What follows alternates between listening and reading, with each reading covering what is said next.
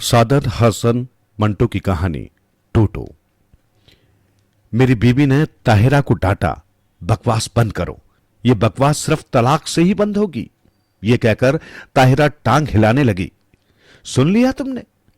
अतः मुझसे कहकर फिर टेलीफोन की तरफ बढ़ा, लेकिन मैं बीच में खड़ा हो गया।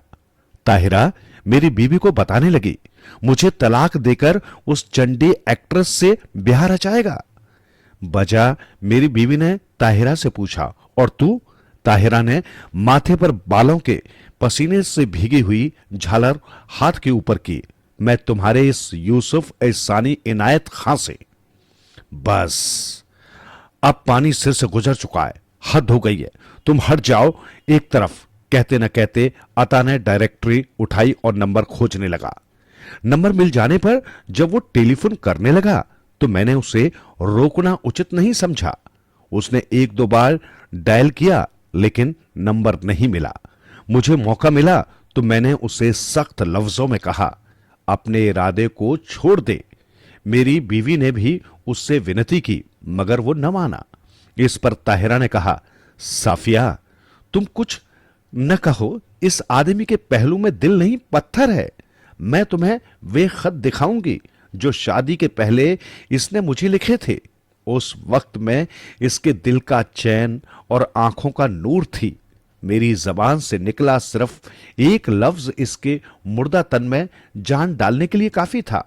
मेरे चेहरे की तरफ एक झलक देखकर ये खुशी से मरने के लिए तैयार था, लेकिन आज इसे मेरी जरा भी परवाह नहीं। अता ने एक बार फिर नंबर मिलाने की कोशिश की।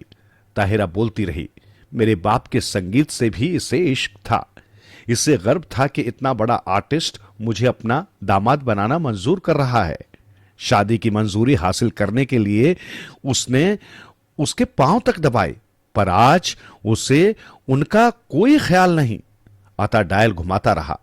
ताहिरा मुझसे बोली, आपको ये भाईजान कहता है, आपकी इज्जत करता है।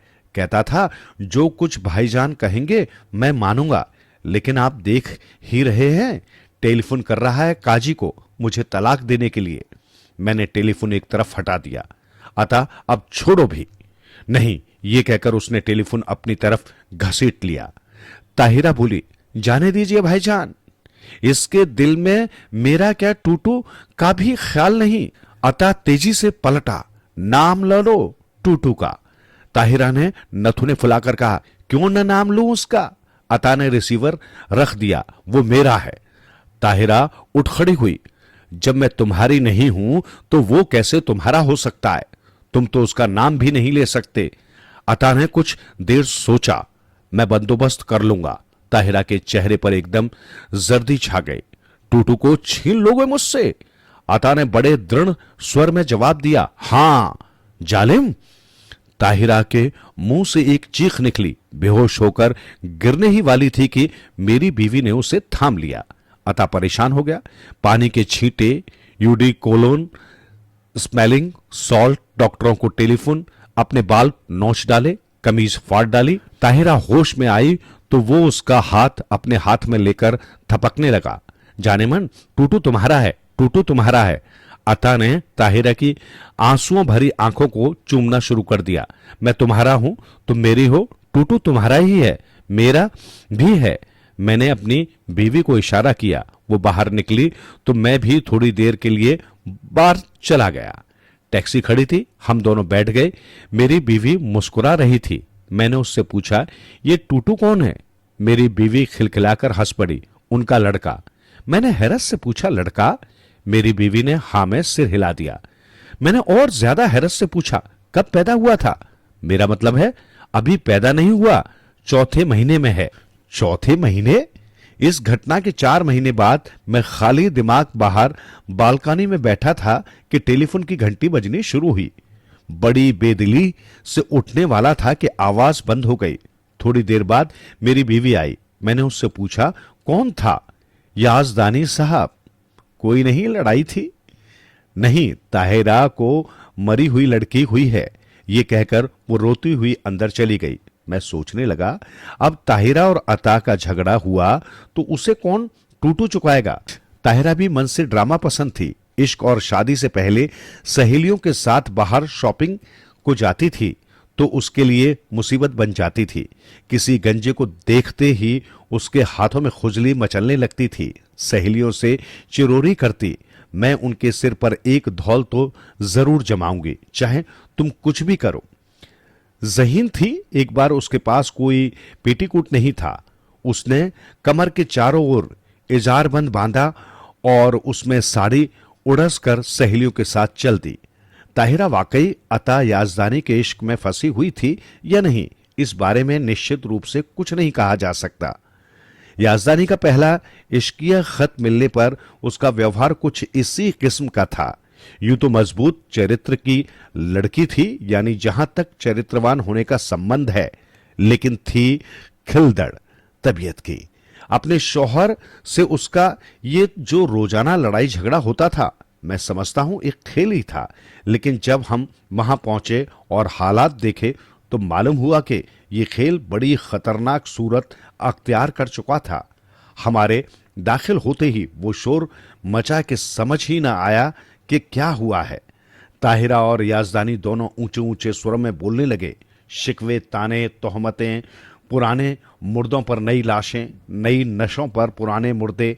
जब दोनों थक गए तो आहिस्ता आहिस्ता लड़ाई की कुछ कुछ वजह समझ में आने लगी।